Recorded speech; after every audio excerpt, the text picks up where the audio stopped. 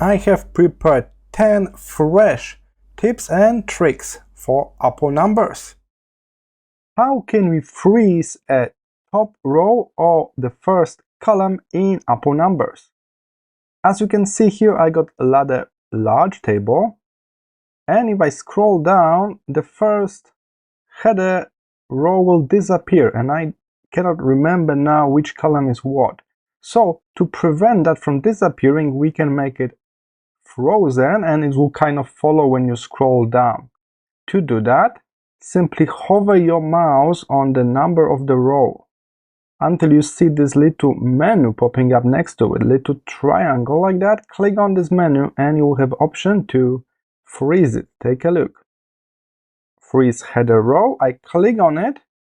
Seems like nothing happened, but if I scroll now, it's moving down together with me. So it's frozen at the top of the page now. We can do the very same thing with a column. So hover your mouse on column A, see the little menu popping up, click on it, freeze header. And now when I scroll to the right, this first column, column A, will follow me. Alright, so that's how easy it is. Simply hover your mouse and open the secondary menu for the column or a row. Let me show you how we can print out our spreadsheet from Apple numbers. Simply head to File at the top left. Then at the very bottom of this menu list, there's a print option. Click on it. And now you will be in the setup menu and you can easily see how your spreadsheet will be printed. It's nicely divided into A4 pages because that's the paper size I use. You can change this at the very top here on the right side. You can make it US letter. And now it's a bit reformat. We can decide about page orientation. If you prefer horizontal, just click here on the right. Here it is.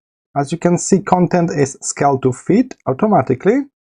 We can modify some minor settings like page margins and stuff like that, and then simply click print. Or you can also click done and finish the setup, and the next time you try to print, you already got those changes in. Alright, so I'm going to click print, and it's taking me to the classic print out menu. For your computer, that will be a bit different, depends on the computer you use and the printer you use. Alright, so in this we can change some additional settings, like we can decide to print in color on both sides and stuff like that. Keep in mind, if you got troubles printing stuff out, you can do the worst case scenario. So instead of printing this out directly from Apple numbers, you should export as PDF first, and then you can easily print that PDF. So you can click File, Export to PDF, and save it as PDF first, and then it's really easy to print out PDFs. You probably already know, if you click on the table in Apple numbers, you can choose the table style from this short menu here at the top. But the question is, how can we change the style? How can we format individual cells? So click on the cell you want to edit, or group of cells. We can select a range like that. Then on the right side in the format menu, you need to switch from table to cell. And as you can see, here we can change some formatting options, and we can also apply a fill color. So we can put a new background color on those 4 cells. Take a look. Now I got those yellow cells because I choose this new backdrop color. Again, I select 2 cells here and I can pick a new color for those 2 cells. Alright. As you may see, there's also a border option, so I can just change the border style for those 2 cells. I can modify the color and the thickness of this border. And for the color, let's go with the red. Take a look. We got a red color now for this one, but also for this one. So that's how you can modify the style, the formatting of individual cells.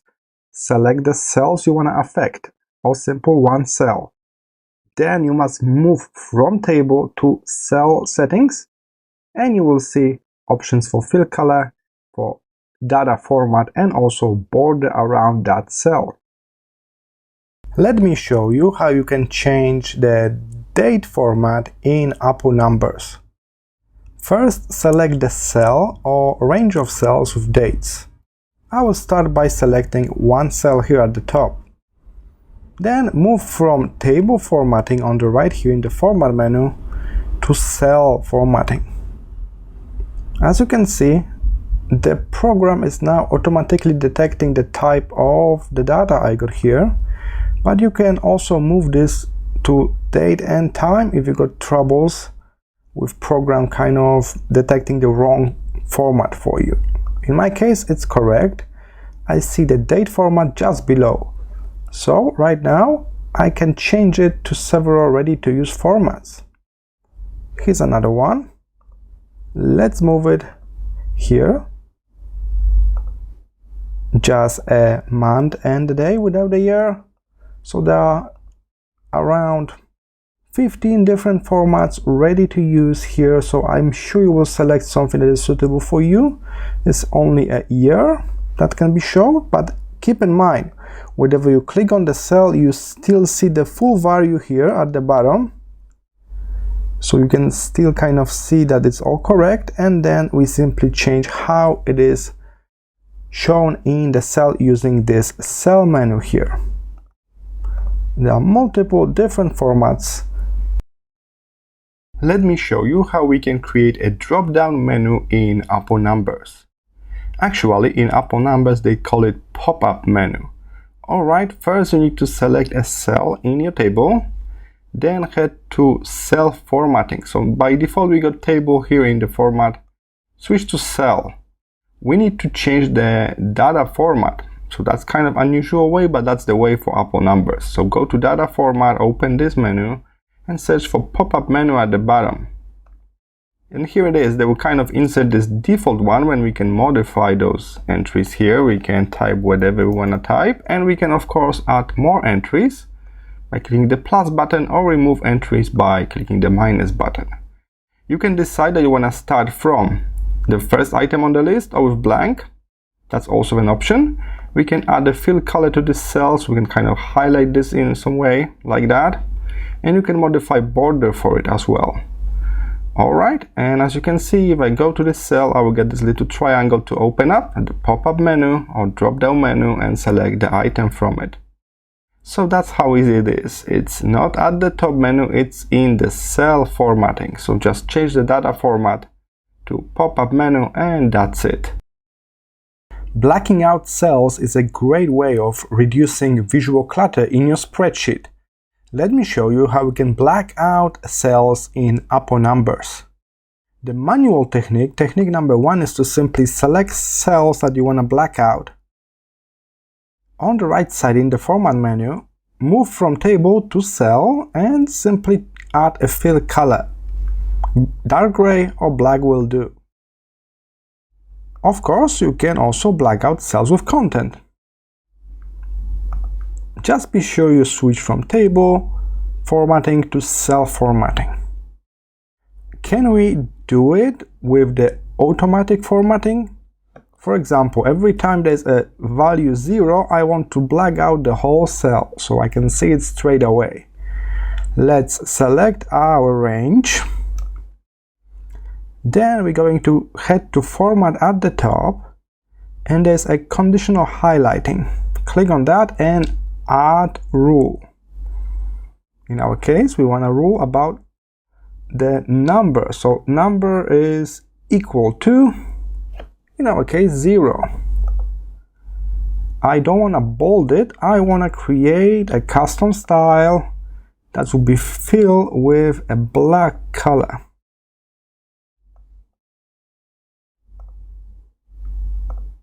As you can see, it's already working here. Every cell with 0 in became black. Let's click done. What will happen if I change this number 18 to 0? And now it's completely black. So there are two ways of blacking out cells. Manually, by changing the color of the fill, or by adding some formatting conditional rules. Oops, I just deleted something by mistake. How can I undo this action? Simply head to Edit at the very top, and that's the very first option, Undo, Delete. That's what I need to do. What if we mess up two actions in a row? We can do the very same steps. Edit at the top, Undo, Delete, and then again Undo, Delete again. So we can undo both steps. I highly recommend to learn this simple shortcut.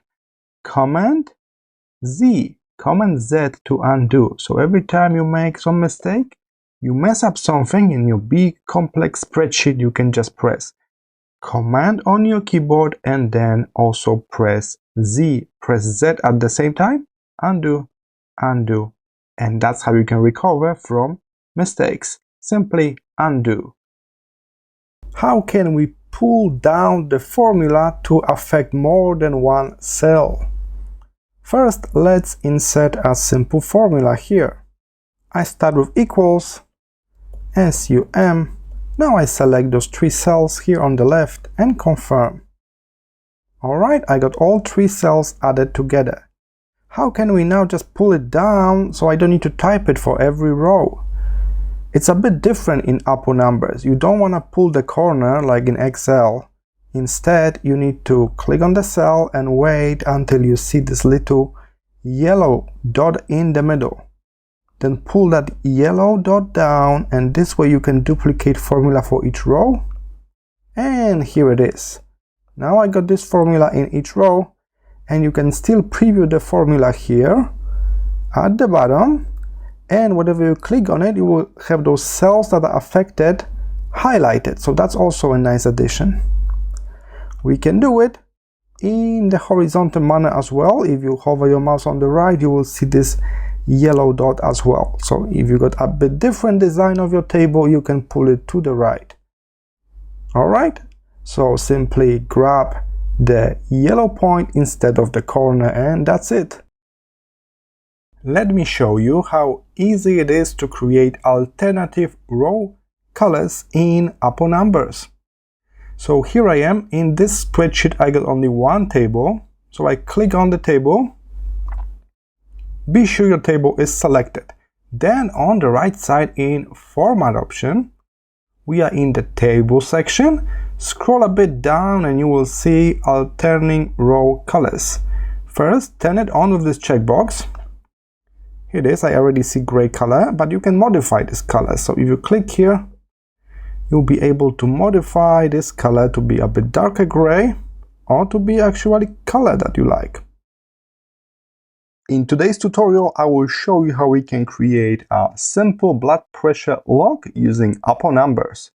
So here I am in the blank document. There's already one table in, so we're going to use that as our main table. Let's click on that table so we can rename it. Keep in mind, on the right side in the Format section, we can adjust the style of this text. We can change the font and even a text color. I will need 6 columns here. Right now I got 7, so I'll just drag this, push it like back in to have 6 columns. That's correct. We can select a theme from the table section on the right, and here it is.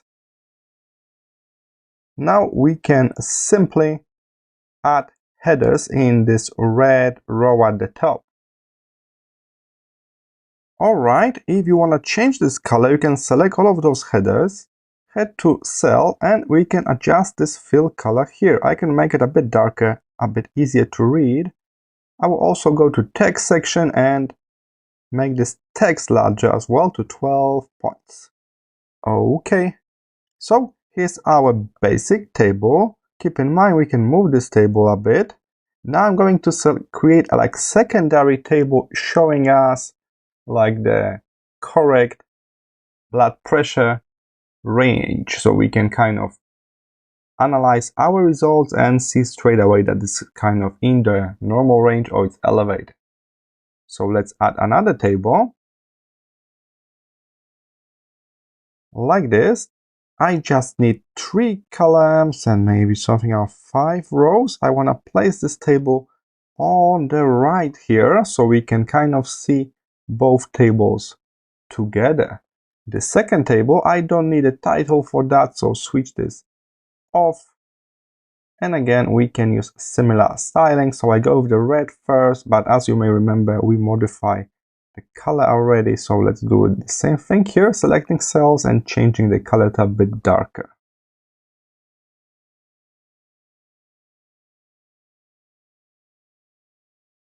Now it's time to type in headers. Alright, seems like I can get rid of one row at the bottom. So again, grab those 2 lines. This is the way how we can quickly modify the size of the table. And now I will put some values in.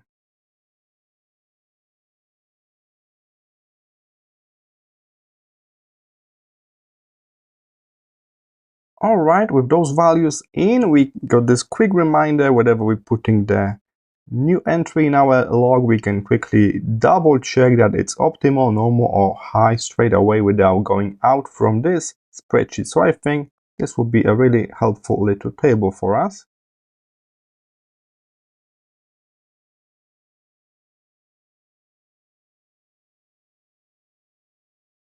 We can also change color of the text, so we can have an optimal at the very top. I will use the blue text for that.